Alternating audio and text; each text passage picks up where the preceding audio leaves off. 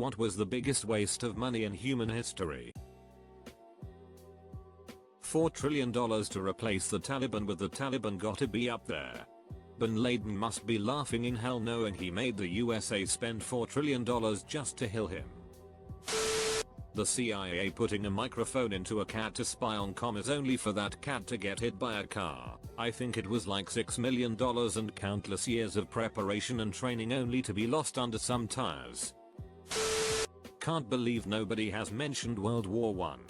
Literally all of the world's most wealthy nations completely financially ruining themselves and slaughtering a large proportion of their young men, and all of the historical consequences that followed over essentially nothing and achieving nothing except for a massive geopolitical regression with costs which we are arguably still reeling from today.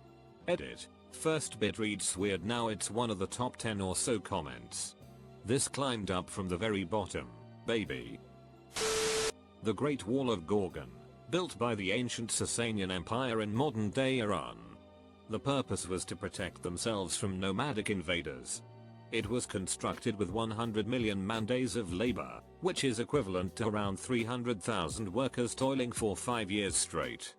Considering the average labor cost, material expenses, and other related expenditures, the total cost of the project could have reached an astronomical sum of approximately $130 billion in today's dollars. Needless to say, that it failed its intended purpose as Huns devised techniques to overcome the wall without much hassle.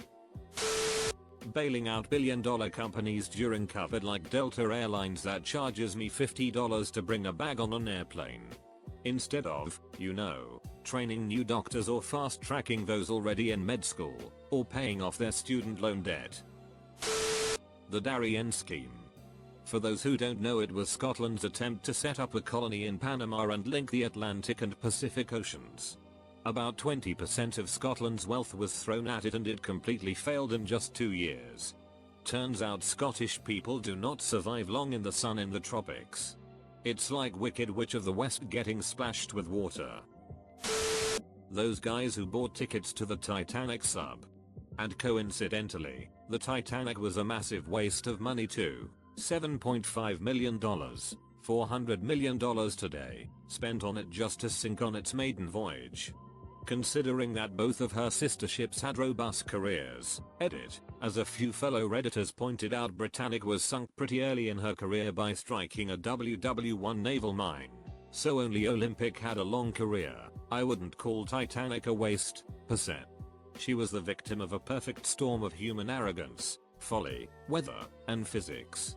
At the time, it was believed that large ships like ocean liners could handle most iceberg strikes without sinking.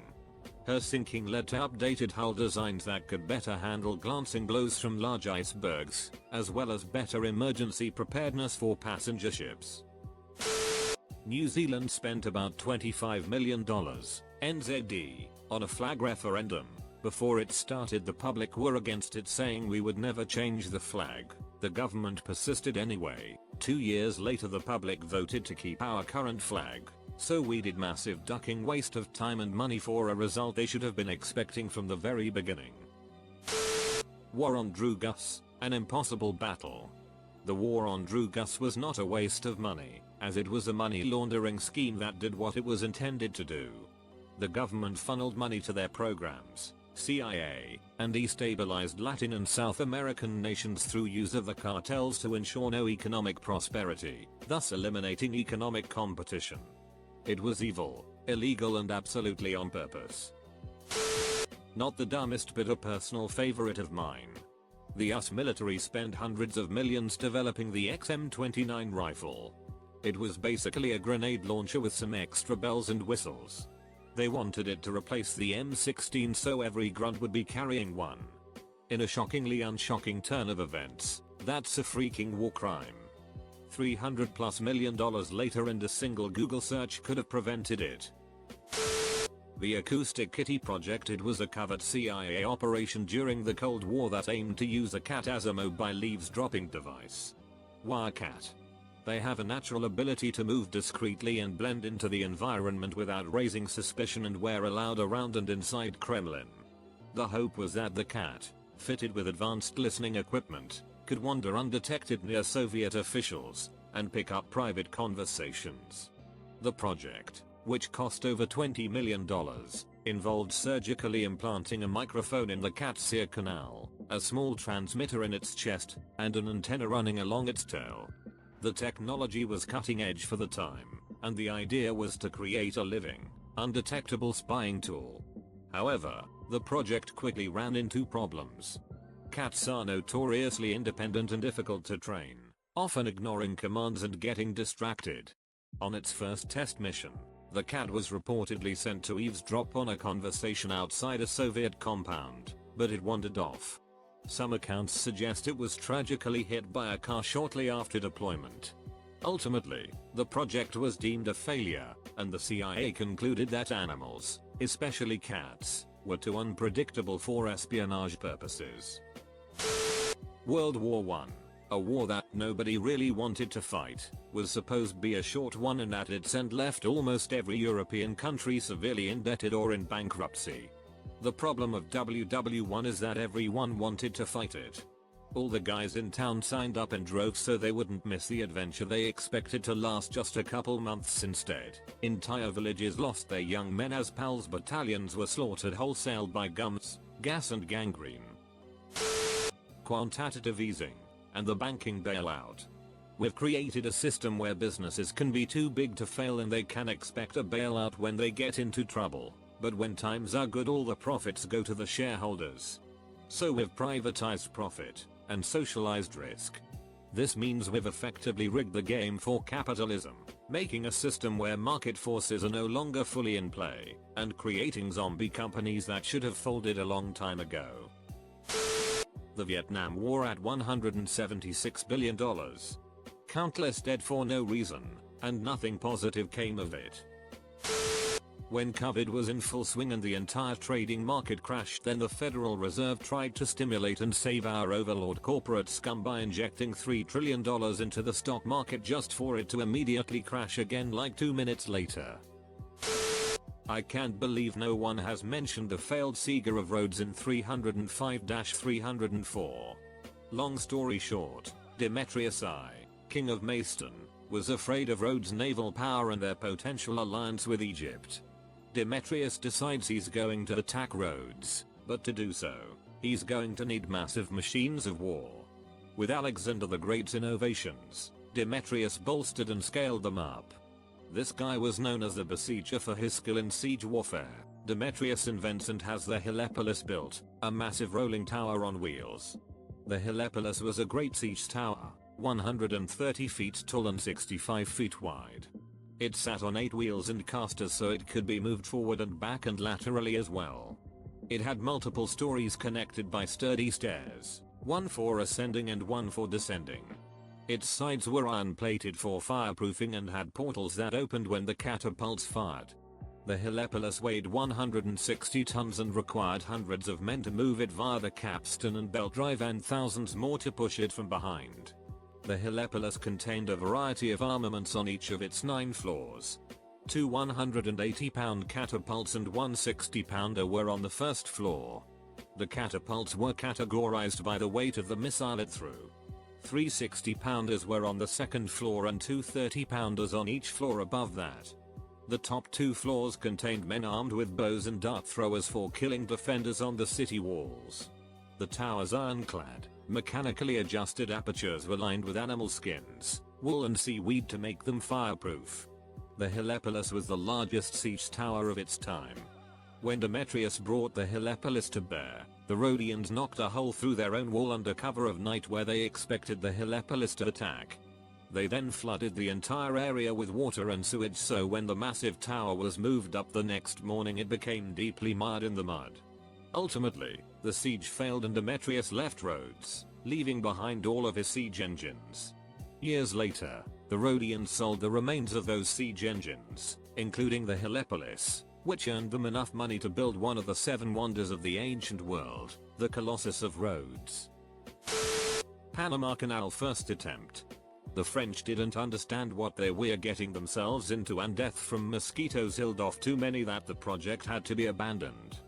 22k people died and a huge part of the French population went bankrupt after having invested their savings in the company because the guy behind it had created the Suez Canal, which was a giant success. But the issue is that Panama is full of malaria mosquitoes and it's impossible to do anything there. Workers died like flies. When USA took over, they were better prepared as they learned much from the failed attempt. They started a civil war in Colombia to create a new country for the canal and then covered up any puddle or water container they found. Then sprayed deadly chemicals everywhere. It was the only way to do it. Internet in Australia. Back in the 2000s, an outgoing Labour government proposed an $30 billion fibre to the premise nationwide broadband network internet plan promising speeds of up to 100 Mbps. The incoming coalition government promised a cheaper fibre to the node broadband network that utilized the already installed copper wiring for just under $950 million. And now because of that, the internet in Australia is just barely becoming able to reach speeds on 1000 Mbps, after a revision to the planned rollout which has cost the Australian government over $70 billion. Indulgences. As in the free pass given for sins during the Crusades. You could literally buy God's forgiveness for sins past or future. I'm no accountant, but I'm pretty sure that's a waste of money.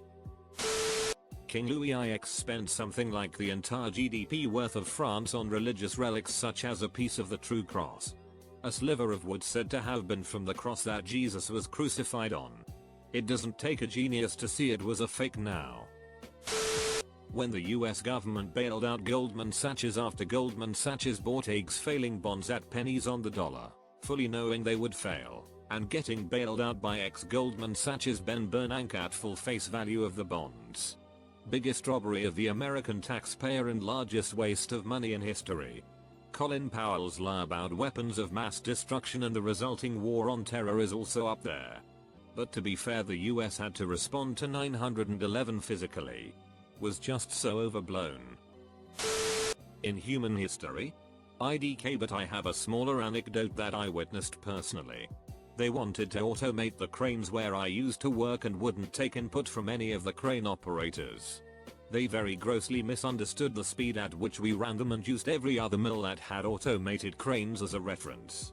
After having worked in countless other mills since as a contractor, I'll put those operators up to toe with any other mill anywhere in the world and blindly put an absurd amount of money on it. The contracted team actually found improvements to the industry standard of automated cranes in steel mills. They achieved a peak rate of around 205 picks in 24H, but we were routinely at a pace of over 750 in 24H with a few peaks of over 1,100. 100 people advising against the idea to an entire committee couldn't make the point that the best steel mills in the world aren't the best because they have automated cranes. They can have automated cranes because they are operated like the best steel mills in the world. We just weren't operated well. Anyway, something like $80 million in 3 years later, plus the cost of the production downtime during each test, they scrapped the project and the cranes are ready to be automated at the flip of a switch that hasn't been flipped in 5 years. Cleveland Browns paying $250 million for Deshaun Watson. So, story time for non-Americans who don't know who Deshaun Watson is and why that number is so awful. The Cleveland Browns have long been one of the worst teams in the NFL. Several years, they finally made it back to the playoffs, thanks to the effort of one Baker Mayfield, another quarterback. However, Browns front office for some dumbest reason didn't want to retain Mayfield, and so decided to spend a $250 million contract on Deshaun Watson, as well as include several draft picks in that trade. At the time, Watson had been a quarterback for the Houston Texans, and in his prime was seen as a generational talent who could take a good team a Super Bowl. At the same time, allegations of sexual assault were springing up against Watson, totaling 20 plus women. It doesn't matter if he was the best QB in history, that's awful PR and pissed off the entire NFL fan base. Still, the Browns paid for him. Cut forward to 2025, and Baker Mayfield was able to make it to the playoffs with his new team Tampa Bay Buccaneers, even though they just lost, and Deshaun Watson has played ducking awful football. He's genuinely one of the worst quarterbacks out there, had been suspended for 11 games due to the allegations, and taken numerous major injuries since getting signed, his most recent one tearing his ACL, which knocks you out for the season. Before the Watson trade, the Browns were seen as a team people pitied, because it felt like they could never catch a break each and every year. Now, they are a reviled fan base, and I don't see their reputation ever recovering until every single person involved with that trade is fired and out of the organization. TLDR, the Cleveland Browns replaced their already good quarterback Baker Mayfield with an alleged rapist in Deshaun Watson for millions of guaranteed dollars, only for that QB to be absolute as. Small edit addition. His contract is fully guaranteed. The only way for the Browns to void it is if he either medically retires, or he's convicted accused of another sexual crime outside of the 20+ they knew about before he was signed.